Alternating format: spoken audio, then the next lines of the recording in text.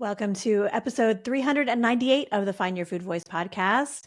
We are going to be talking today all about 2025's diet red flags. Let's get to it.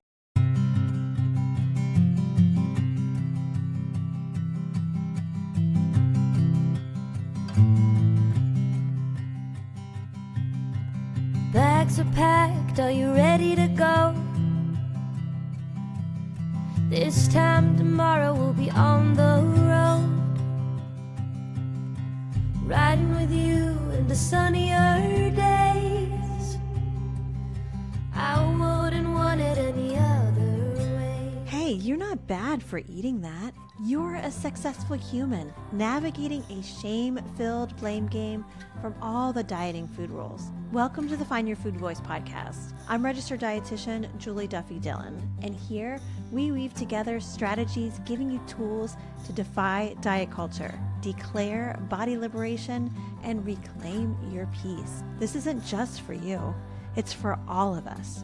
Together, we can eliminate the need to diet, and we will. Let's begin with now. Taking the good with the ups and downs. I wanna see how the world turns round.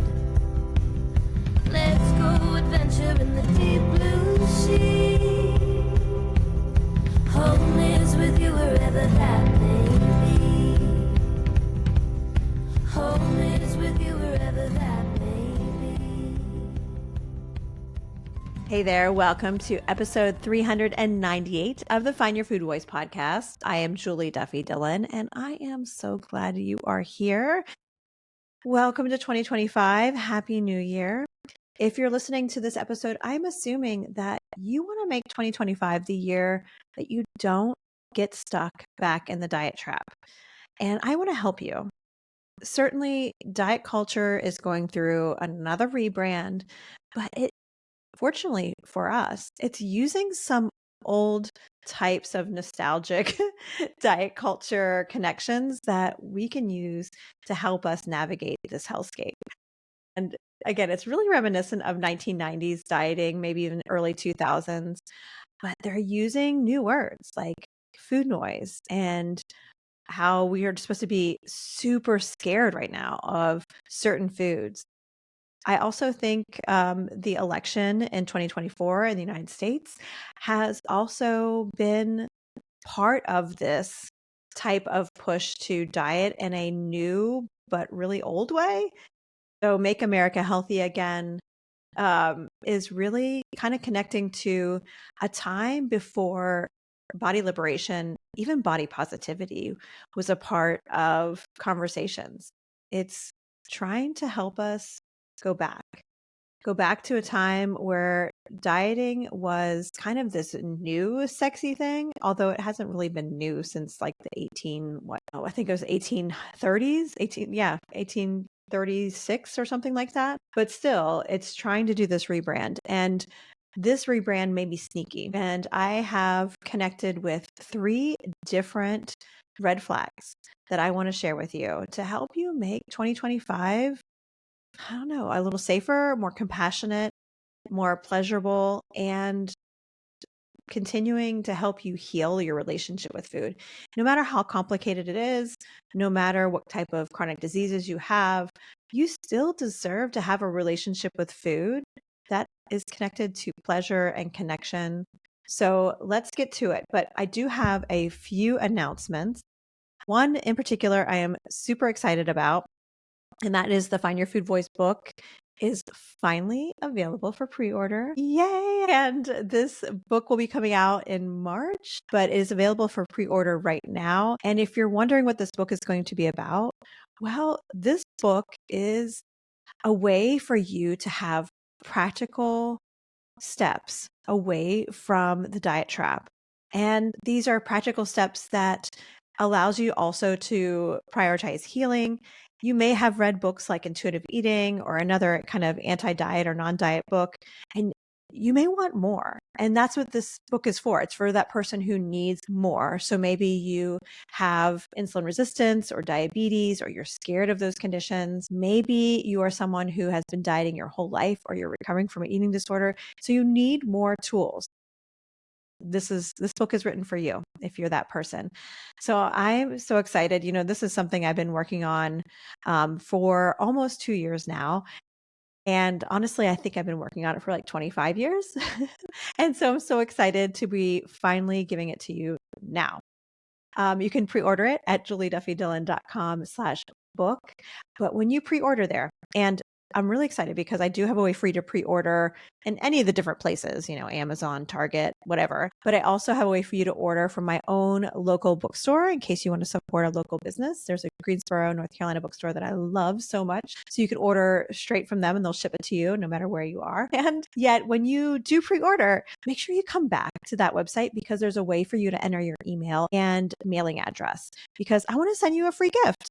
Thank you for supporting me and the Find Your Food Voice team so we can continue to deliver more ways to help you stay out of the diet trap. And with that being said, I have one more thing I want to communicate to you, and that is the Find Your Food Voice listener survey is now live. I want to help you have what you need out of a podcast, out of my emails that I send to you, and any other kind of services that I may provide for you. I want them to help you with what you need right now.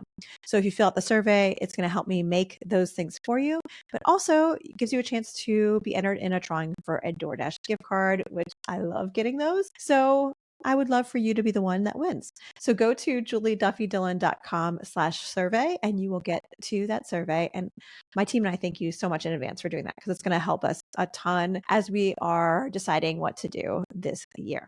All right, we're going to get to those 3 dieting red flags after a very quick sponsor break. Welcome back. And let's get started on the red flags to watch out for in 2025. I want you to succeed on your anti-diet practice, your recovery, or mending your relationship with food. I know you are just so sick of dieting. You don't want to do it anymore, but find yourself continuously back in the trap. So let's keep you many, many steps away from the craving to diet, the trap to diet. And what I want you to focus on are 3 different feelings. So you may even want to call them experiences or messages, but there are 3 specific times that I see many people getting into the diet trap and feeling really stuck. And these are feelings that may surprise you, that are connected to really this kind of stuck place where diets end up harming you instead of helping like they're promising.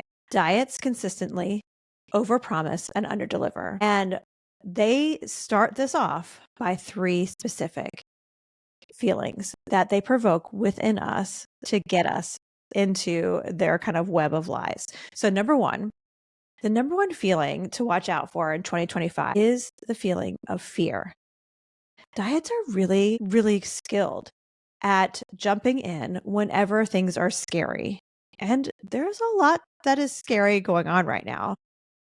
There's something about a diet that can help us feel all cozy and warm, which is so bizarre. But really, that's what I've noticed over the years that diets end up doing when we're feeling scared. And often that fear may be because of some things that are really scary, things that may be going on in your life that you're really afraid of. And it could be whether or not you have enough money to pay your rent next month, or whether or not you are going to get diagnosed with diabetes. It can come across in many different ways. How diets will seep into this, and this, when you're feeling this fear, is it'll often will get channeled that into, I need to fix myself. I need to be aware and fearful that each bite will kill me or cure me. That's a quote from Evelyn Tribole, one of the co-authors of Intuitive Eating. That's something that I learned from her, that diet culture and the diet industry basically has trained us to believe that each bite of food is either going to kill us or cure us. And if you've listened to anything from the Find Your Food Voice podcast, you got to remember that nutrition science is just not that sexy. It's not that black and white. It doesn't have that much power. And the way I'm hearing it right now is, oh my gosh, every like news station is really sending these fearful messages about ultra processed foods.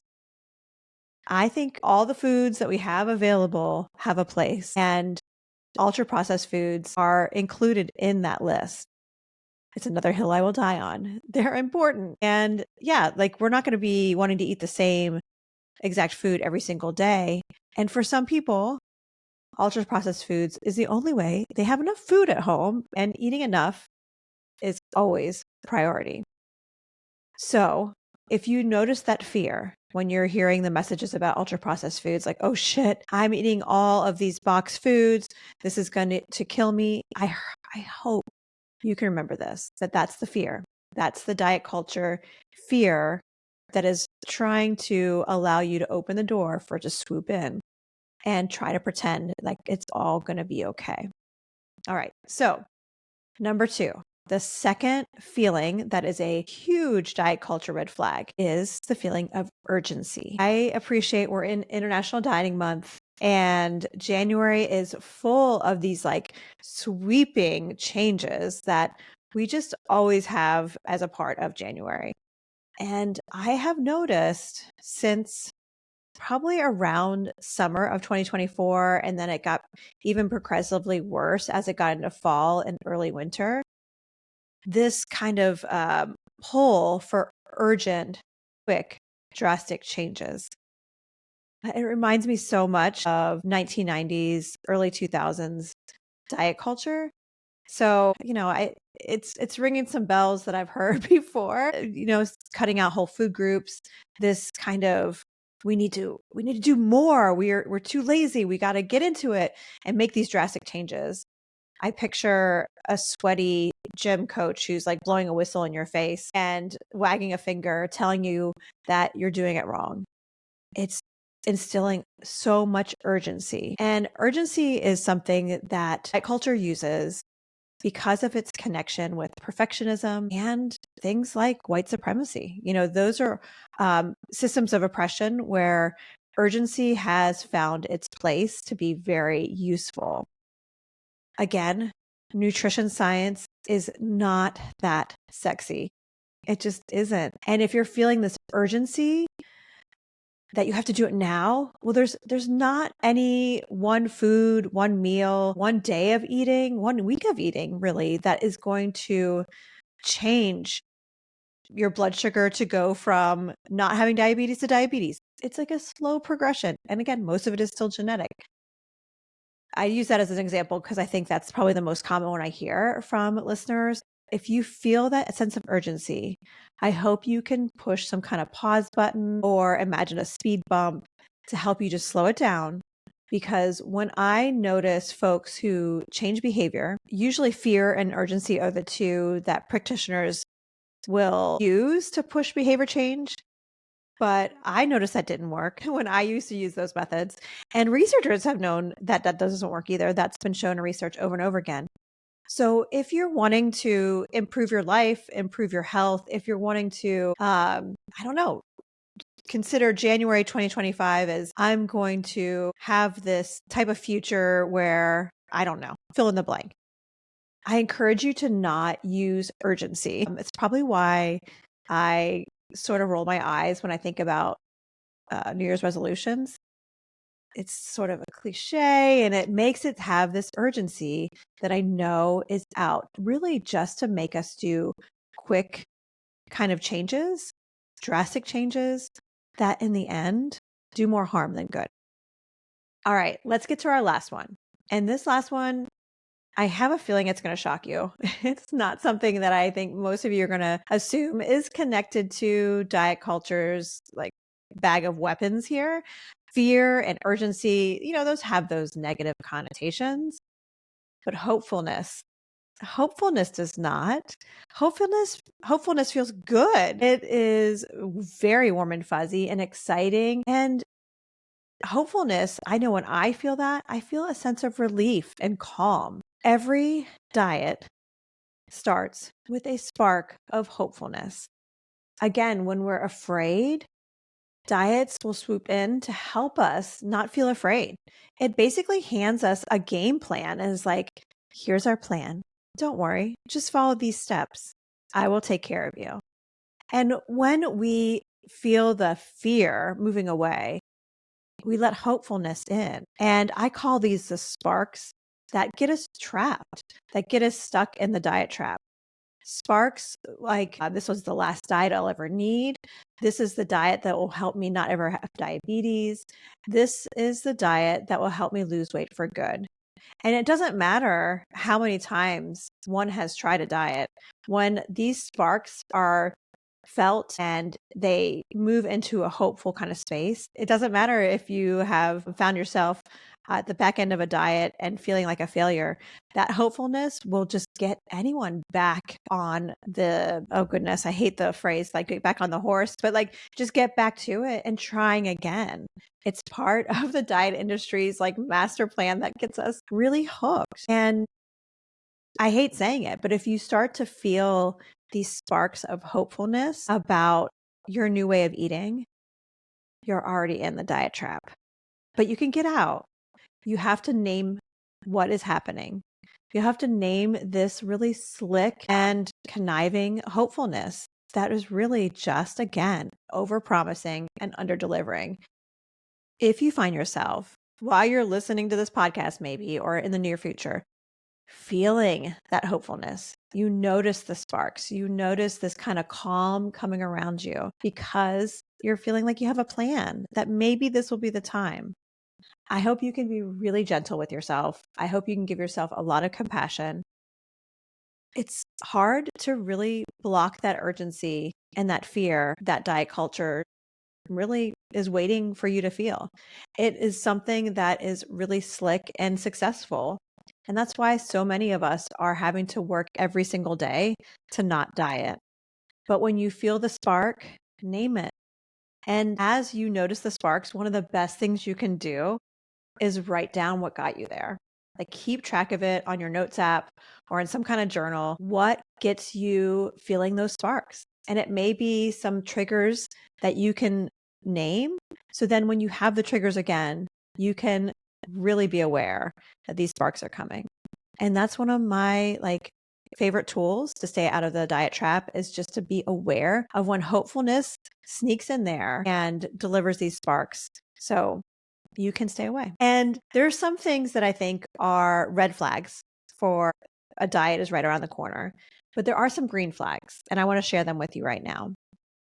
Part of the green flags are these three key areas of your food voice that I encourage you to use as kind of a way to check in as you're maybe making some new health goals or you are strategizing some changes you want to make in your life. And before I give you these three green flags, they're a part of the definition of a food voice. And you may be wondering what a food voice is anyway. So I'm going to share that with you. Like I said, it'll help you understand these three green flags to start to practice as you are moving away from dieting. So here's what I want you to know about your food voice.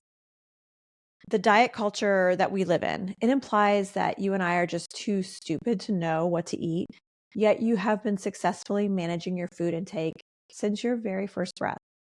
You were born with this knowing how and what and when to eat. So much of this eating wisdom came with you on your very first birthday. And the diet industry has built up boulders blocking you from that innate knowing. This knowing is your food voice. And we all have one. Our food voice is an internal system that we're born with to communicate when to eat, how much, and what choices to eat based on what is available. This communication may be through body awareness, like hunger, fullness, fatigue, mood, or satisfaction. It could also be through thoughts and feelings or guided by structured self-care techniques. Your food voice will be unique to you, yet it always will have three parts to it. It'll always be flexible, kind, and nurturing. Always. Its primary function is to help you prioritize eating enough. It is a knowing with an unconditional permission for food, yet compassionate to you when outside circumstances block access. So keeping that definition in mind, your food voice will always have 3 criteria that will basically help you to navigate those 3 red flags of fear, urgency, and hopefulness. Your food voice will always be flexible, kind, and nurturing. So how I see you using this is when you feel that hopefulness, the fear, or the urgency, I encourage you to filter it through 3 different items. And that flexibility is the first one. Remember, nutrition science is very rarely black and white. It's almost always very gray, and it's going to be flexible, even if you have a chronic illness. So instead of really focusing in on this kind of very extreme, drastic, urgent change, I invite you to allow compassion into your 2025 eating goals. The other one is kindness. Your food voice is always going to be kind. If you're hearing messages to promote any kind of health change that includes that you're just too stupid or lazy, I hope you can check it, because deciding how to eat has kindness attached to it, always.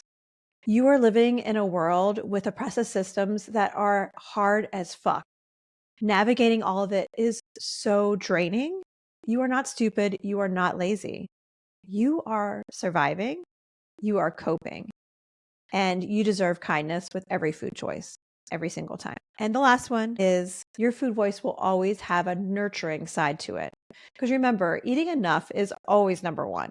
I don't care who you are. You have to have enough. And I don't care what food choices you have. Eating enough is always priority number one. And along those same lines, eating is supposed to be satisfying and pleasurable. Eating is also supposed to be a connector. When you remove these parts, this nurturing side of eating, it will block you from this knowing. It'll block you from your own food voice.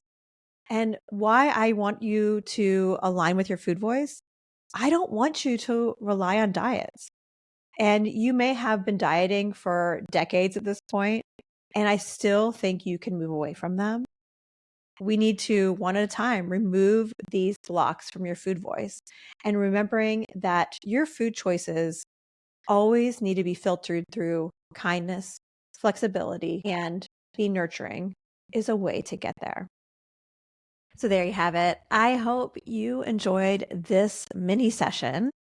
I hope it helps you to make 2025 a year without dieting, and also include a lot of compassion as you are trying to make that work. Before we go, just a quick reminder that the Find Your Food Voice listener survey is now live, and I would love for you to fill it out. And we're going to have a lucky winner who gets a DoorDash gift card. So someone has to win. It might as well be you, right?